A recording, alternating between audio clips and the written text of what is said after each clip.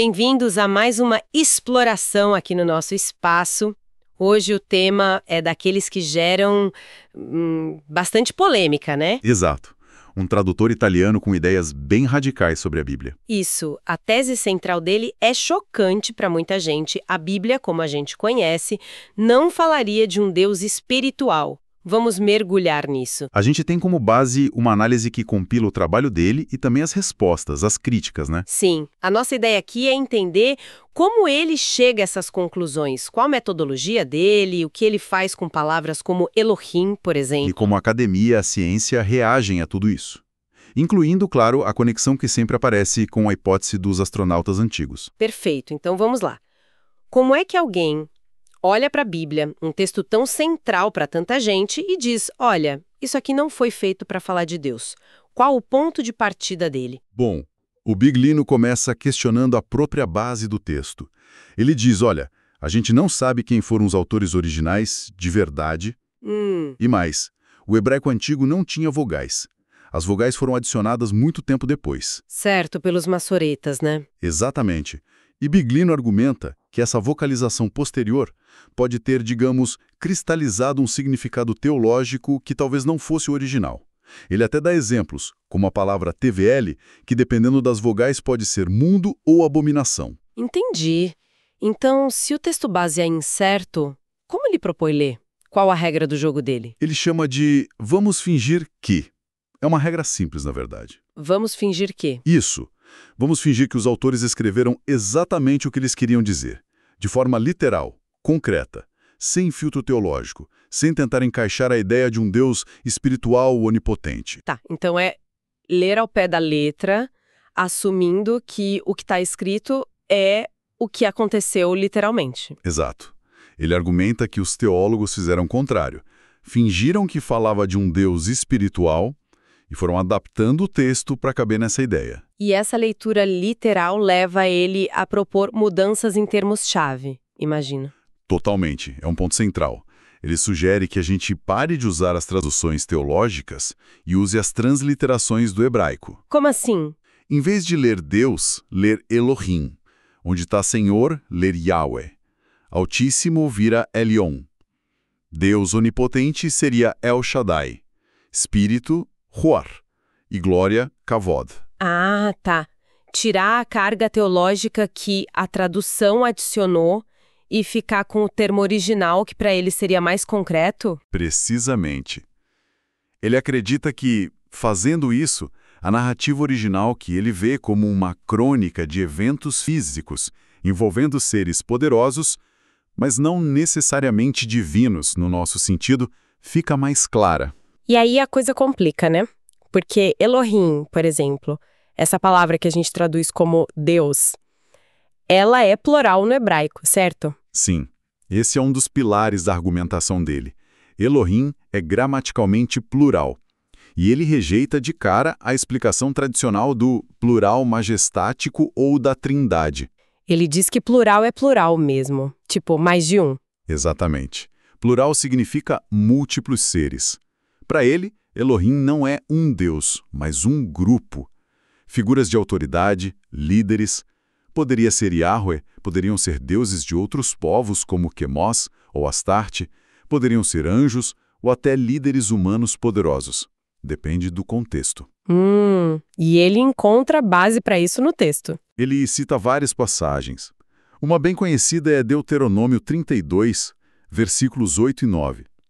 Em algumas versões que ele considera mais antigas, diz que Elion, o Altíssimo, dividiu a terra entre os filhos dos Elohim. Elion seria um líder superior, então? Isso.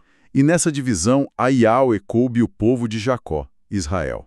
Aí o versículo 12 diz que Yahweh estava sozinho com Israel. Para o Biglion, isso implica que existiam outros Elohim governando outros povos. Poxa, isso muda completamente a leitura do primeiro mandamento, não terás outros deuses diante de mim. Muda. Na visão dele, não é uma declaração de que os outros não existem, mas sim uma ordem de lealdade exclusiva. Tipo um general dizendo para o seu exército, vocês só obedecem a mim, reconhecendo que existem outros generais. Faz sentido, dentro dessa lógica. Ele também usa o Salmo 82, onde Yahweh se levanta numa assembleia divina e julga outros Elohim.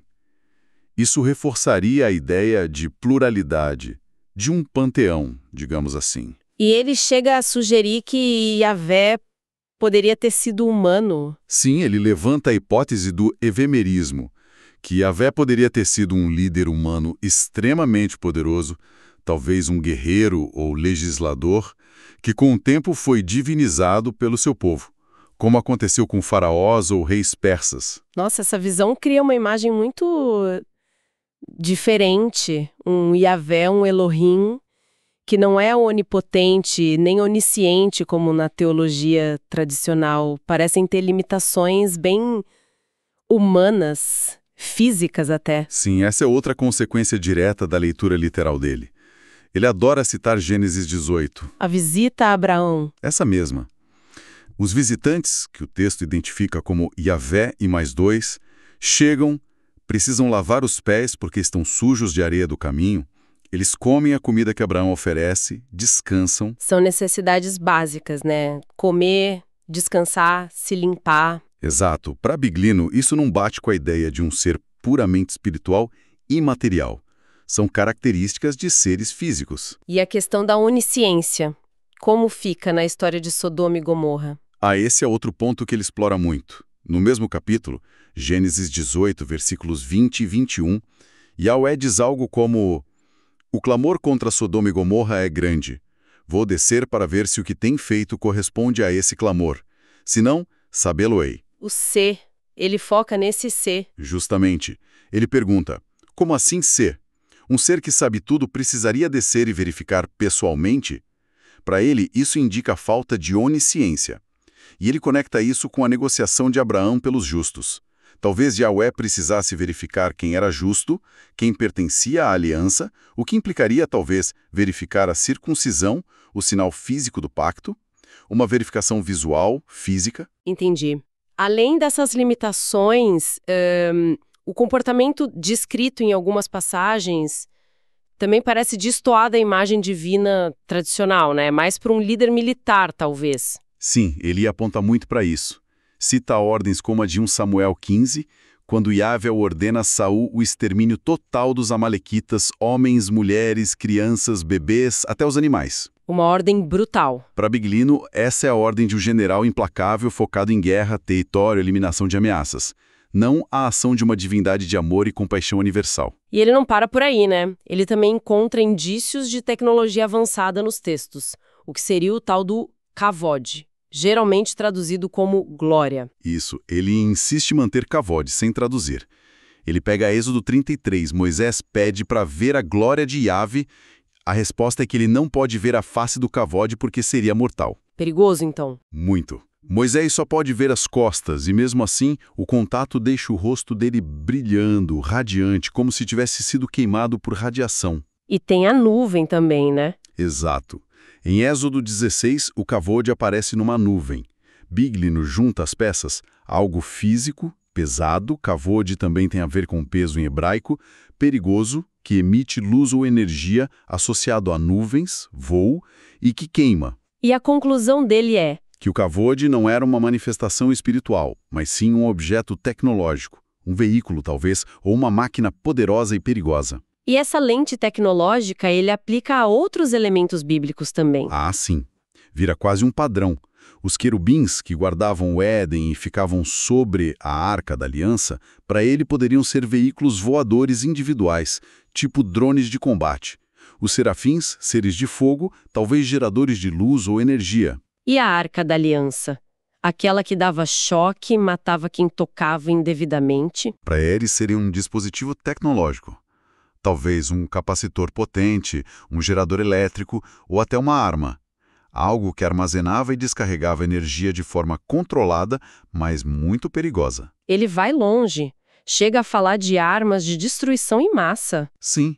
Ele interpreta descrições como a destruição de Sodoma e Gomorra, com fogo e enxofre caindo do céu, ou a transformação da esposa de Ló numa estátua de sal, como possíveis relatos, claro que numa linguagem antiga, do uso de armas nucleares, químicas ou biológicas. Uau! E como essa leitura toda, literal e tecnológica, se aplica à criação, lá no Gênesis? Ele reinterpreta totalmente. Não seria a criação do universo do nada. Seria mais como a chegada dos Elohim à Terra. Chegada. Sim, eles chegam, estabelecem uma base, um centro de operações. Criam um jardim controlado, um laboratório botânico, o Éden. Aí eles pegam um hominídeo que já existia na Terra, o Adão, que para Biglino significa apenas terráqueo, feito da terra, e colocam para trabalhar nesse jardim. E a Eva? A costela? A costela seria uma metáfora para material genético, DNA. Eva teria sido criada por clonagem a partir do DNA de Adão, uma forma de criar uma companheira e garantir a reprodução da mão de obra. E a famosa frase, façamos o homem à nossa imagem conforme a nossa semelhança. Como ele lê isso? Ele foca na palavra hebraica tselem, traduzida como imagem. Ele associa a raiz dessa palavra, tsalam, a algo como cortado de, extraído de. Extraído? Como assim? Ele sugere que tselem seria um componente genético específico dos Elohim, que foi extraído deles e inserido ou injetado em hominídeos já existentes como o Homo erectus para atualizá-los para criar o Homo sapiens. Uma engenharia genética. Engenharia genética. É. Uma alternativa que ele também considera é a miscigenação direta, baseada em Gênesis 6, a história dos filhos dos Elohim que tiveram filhos com as filhas dos homens. E a longevidade? Aqueles personagens bíblicos que viviam centenas de anos? Para ele, isso seria resultado direto dessa herança genética dos Elohim. A redução drástica da longevidade humana mais tarde seria a consequência do fim dessa intervenção ou dessa mistura genética. E ele argumenta que essa ideia de seres superiores criando ou modificando humanos não é exclusiva da Bíblia, certo? Sim. Ele faz questão de dizer que isso é um tema recorrente em mitologias do mundo todo. Os Anunnaki na Suméria, os Deoí na Grécia, os Deva na Índia, os Ezer nórdicos, Viracocha nos Andes, todos seriam ecos da mesma história real, seres vindos das estrelas interagindo com a humanidade primitiva. Ele inclui até plantas e animais nisso? Inclui. Ele menciona o trigo, a batata, as ovelhas, criadas especificamente para lã, seriam produtos de modificação genética feita por esses seres. Cita até o gosto peculiar dos Elohim por gordura queimada nos sacrifícios, Levítico 3,16, algo que ele diz encontrar paralelo em mitos gregos sobre os deuses e as oferendas. Ok.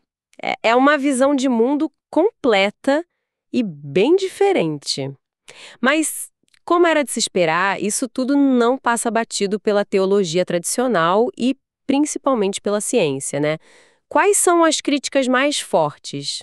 As críticas são muitas e vêm de várias frentes. Primeiro, a linguística. Embora todo hebraísta sério concorde que Elohim é uma forma plural, Sim.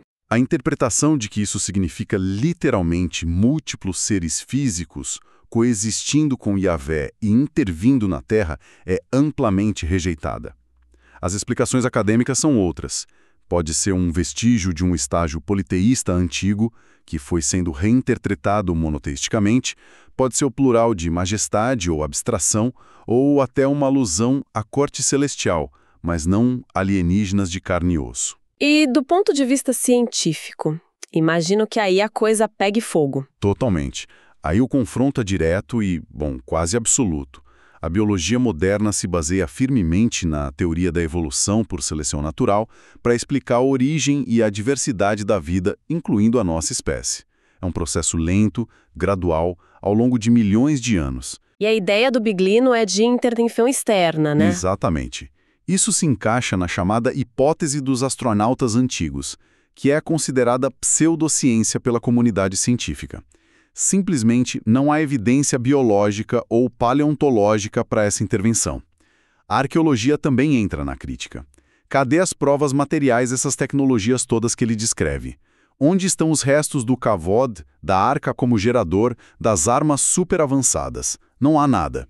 E tem a crítica de que isso menospreza as civilizações antigas, né? Sim, muitos arqueólogos e historiadores criticam essa abordagem por tirar o mérito das próprias culturas antigas. Atribuir pirâmides, monumentos ou conhecimentos a alienígenas seria subestimar a incrível engenhosidade e capacidade dos nossos ancestrais. Existem refutações diretas a algumas afirmações mais específicas dele? Pontos que foram analisados e contestados? Sim, existem. Aquela ideia do grão alienígena, por exemplo, de que o trigo teria sido modificado geneticamente pelos Elohim. Lembro disso. Foi detalhadamente refutada por cientistas como o químico italiano Dario Brezzanini. Ele mostrou como as mutações que levaram ao trigo moderno são processos naturais, aleatórios, bem documentados pela genética e pela agronomia, nada de intervenção externa.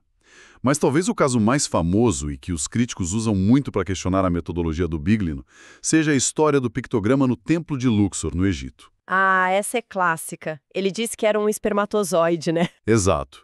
Ele pegou uma imagem, alegou que era um espermatozoide perfeito e perguntou como os egípcios poderiam saber a forma de um espermatozoide sem microscópios. E usou isso como prova irrefutável de conhecimento tecnológico avançado, provavelmente de origem alienígena. E qual é a explicação dos egiptólogos para a mesma imagem? É completamente diferente e, francamente, bem mais simples. Os especialistas em hieróglifos explicaram que a imagem não tem nada a ver com espermatozoide. E o que é, então? É uma combinação de hieróglifos que significa purificação. Mostra um símbolo que parece um chifre de boi, que significa chifre ou topo, com água sendo derramada sobre ele. Símbolo de purificação ou libação. E mais, faz parte de uma frase maior, numa inscrição que escreve uma oferenda feita por Alexandre o Grande ao deus Amon-Ra. Algo como, realize uma purificação com 5 grãos de incenso do Alto Egito. Nossa, que diferença! Pois é, os críticos usam esse exemplo para dizer que Biglino pega imagens fora de contexto, ignora o conhecimento especializado da área, egiptologia nesse caso, e força uma interpretação que se encaixe na teoria pré-concebida dele. Acusam a metodologia de ser superficial e tendenciosa. Entendi. Então, a visão geral na academia e na ciência é de bastante ceticismo, para dizer o mínimo, em relação às conclusões mais extraordinárias do Biglino. Em grande medida, sim. As ideias dele sobre alienígenas, tecnologia avançada na antiguidade, modificação genética da humanidade, tudo isso é geralmente classificado como pseudociência, dentro do guarda-chuva maior da teoria dos astronautas antigos. Não encontra respaldo nas evidências aceitas pela maioria dos pesquisadores nessas áreas.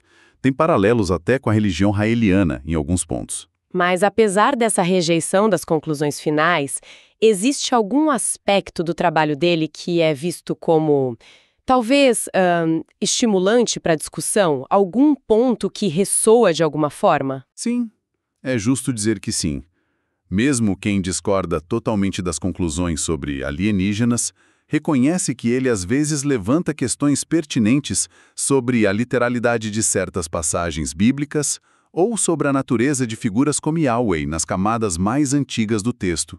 Tipo a questão da violência ou da pluralidade inicial? Exato.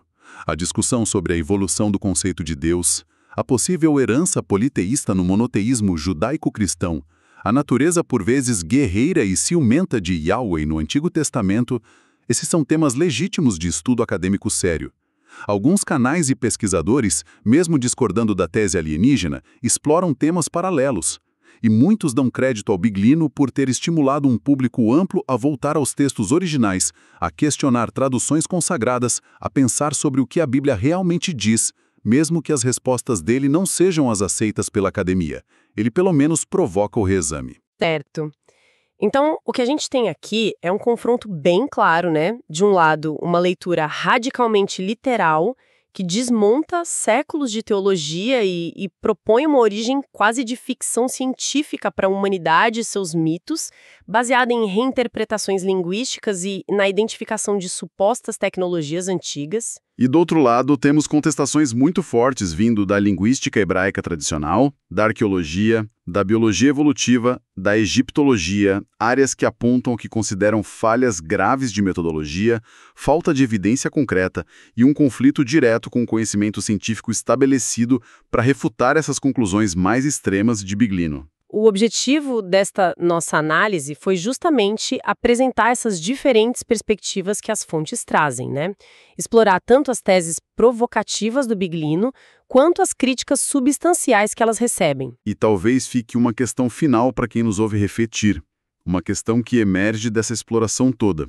Independentemente de acreditar ou não em intervenção externa literal, o que será que a persistência e a semelhança impressionante de narrativas antigas em culturas tão diferentes sobre seres poderosos vindos de cima, interagindo com os primeiros humanos, ensinando, criando, o que isso pode nos dizer? Sobre a nossa memória coletiva, talvez. Pode ser. Ou sobre como a gente constrói mitos de origem, ou como as sociedades desde sempre lidam com conceitos como poder, criação e o grande desconhecido lá fora ou lá em cima. Fica a reflexão.